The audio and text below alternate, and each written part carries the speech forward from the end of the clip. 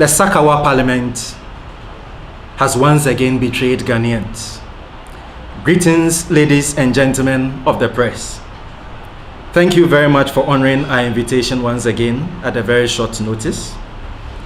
Yesterday, we witnessed the criminal imposition of the wicked 2022 budget on Ghanaians. You would recall that on Friday, 26 November 2021, we, alongside our co-conveners in Fix the Country, mobilized Ghanaian youth to march to the parliament to register our opposition to the wicked 2022 budget.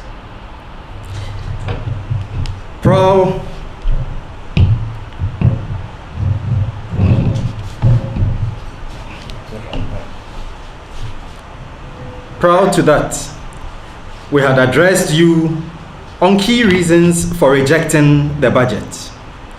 And for the avoidance of doubt, let me repeat them here. The imposition of new taxes and increases in fees and charges are going to compound the untold hardships that the people are already suffering. The budget has no cushioning for the people who are already reeling under the hardship of COVID-19, with its accompanying job losses and pay cuts. There are numerous alternative sources of revenue that we have consistently proposed that the establishment does not take advantage of. Among these are: 1, cutting down on frivolous expenditure, such as cars for ministers, car loans for MPs, renting of expensive jets, bathing in the skies, etc. Abolishment of ex gratia, saving hundreds of millions of dollars. 3, curtailing corruption, which is capable of saving us more than 10 billion a year. 4, the abolishment of tax concessions for rich foreign companies, which can yield up to about 20 billion a year. 5, taking ownership and control of our natural resources. And then last but not least, moving from taxation to production. However, despite all these available alternative sources, the government has resorted to overburdening the already suffering masses with wicked taxes, the most obnoxious of which perhaps is a so-called e-levy. That is a tax that has been proposed to literally steal the meager mobile money that poor people transfer when they buy a bowl of rice or a bag of maize for sustenance or retail. For transferring an amount of 150 Ghana cedis to her supplier, a micro trader will have to pay not less than 1% charge to MTN, amounting to 1 cedi 50 pesos. She will now have to pay an additional 1.75%, amounting to 2 cedis 62 pesos. In total, she will lose 4 cedis 12 pesos just for transferring 150 Ghana cedis. This is a most barbaric and insensitive form of tax, coming on the back of wanton increases in fuel prices. And in this year alone, fuel prices have been increased by more than 16 times, at our last count. And these increases have led to abnormally high prices of transportation, food items, and other basics. The system has become too hot.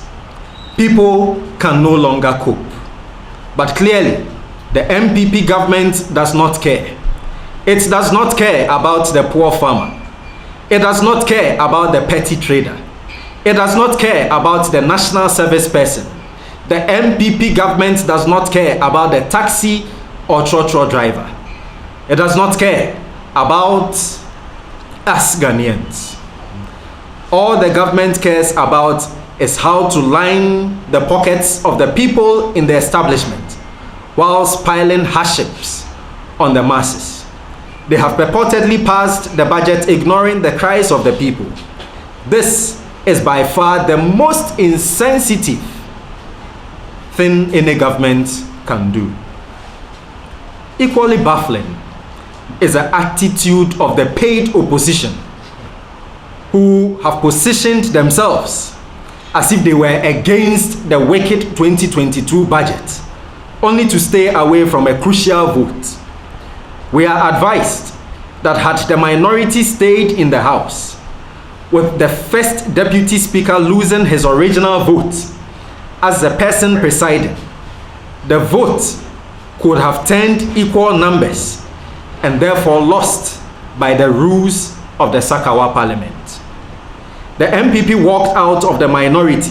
The MPP walked out for the minority to have their way last Friday in order to save face, while the NDC walked out on Tuesday for the MPP to have its way.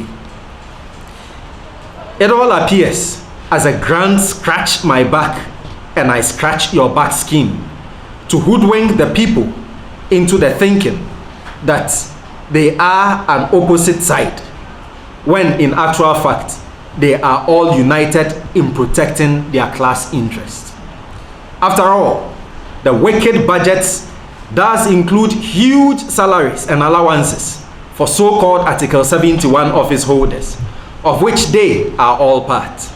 It includes provisions for free healthcare for them.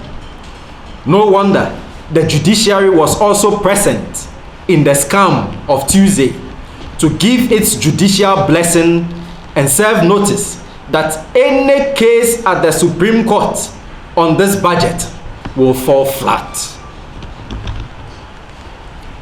They also need their allowances, huge salaries, bonuses, big cars, free fuel, free medical care abroad, etc. It is all about their class interest.